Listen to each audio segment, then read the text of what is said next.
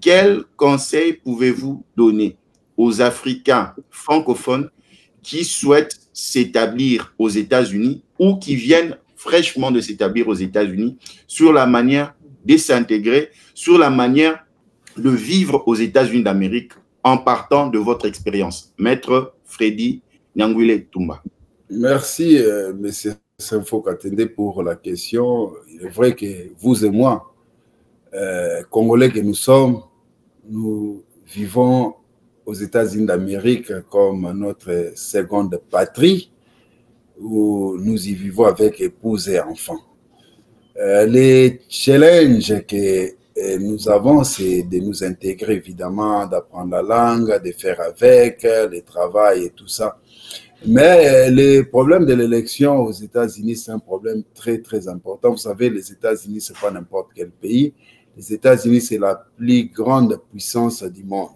Donc, les choix ou la présidence des États-Unis, selon qu'elle revient aux démocrates ou aux républicains, influence sensiblement la politique globale du monde. Vous voyez? Donc, nous savons la politique des démocrates et la politique des républicains avec leurs opposés, surtout sur le plan international, ça détermine beaucoup de choses. Vous savez, comme pour ne citer que la guerre en Ukraine actuellement, cette guerre est née pendant que les démocrates sont au pouvoir. Mais si jamais les démocrates arrivent à perdre le pouvoir et que les républicains arrivent à l'emporter, nous nous posons la question si cette guerre va-t-elle continuer ou pas. Je ne pense peut-être pas. Je pense que le soutien que les États-Unis apportent à cette guerre pourra s'arrêter quelque part et cette guerre pourra être jugulée autrement. Donc, ces élections sont importantes sur le plan mondial.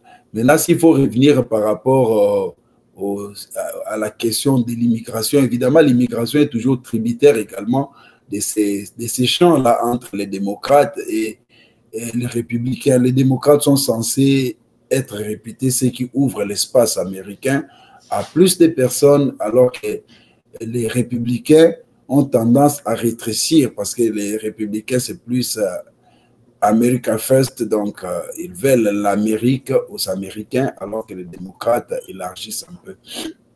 Bon, maintenant, pour ceux qui ont choisi les États-Unis comme leur seconde patrie, nous disons bonne chance à cela, à toutes ces personnes-là, des milliers de personnes qui viennent à travers les visas de véloterie, mais aussi, à part les visas de véloterie, il y a un quota pour les réfugiés, ceux qui font la demande d'asile et tout ça.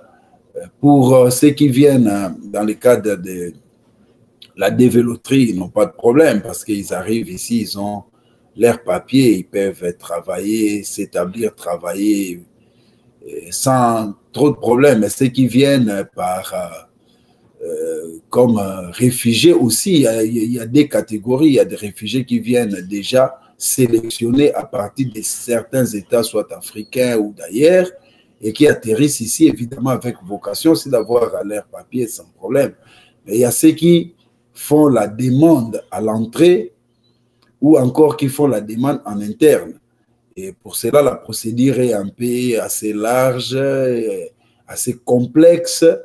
Mais l'avantage, c'est que les gens, selon ceux pour lesquels ils se sont déplacés, la raison pour laquelle ils se sont retrouvés, chacun doit être fidèle à ce qu'il a toujours recherché, à ses engagements.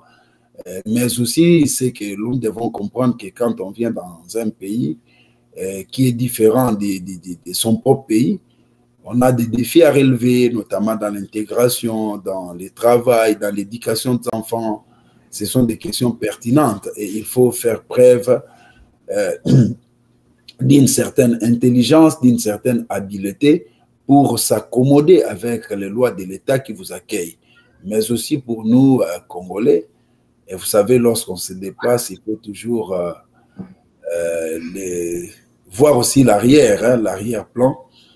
C'est dire qu'on n'est pas parti totalement, mais il faut aussi assurer ses arrières, c'est-à-dire dans le pays, être promoteur de projets de développement au niveau de sa famille, au niveau de son pays, de sa province, voir dans quelle mesure l'intelligence que vous avez reçue ici peut aussi être utile à votre pays. Nous ne voulons pas de ceux-là qui immigrent seulement pour immigrer. Tu es là, tu oublies ton identité, tu ne veux même pas que tu veux passer pour être plus américain que les Américains eux-mêmes. Donc, nous voulons des gens qui viennent, qui ont des objectifs, qui ont des idées.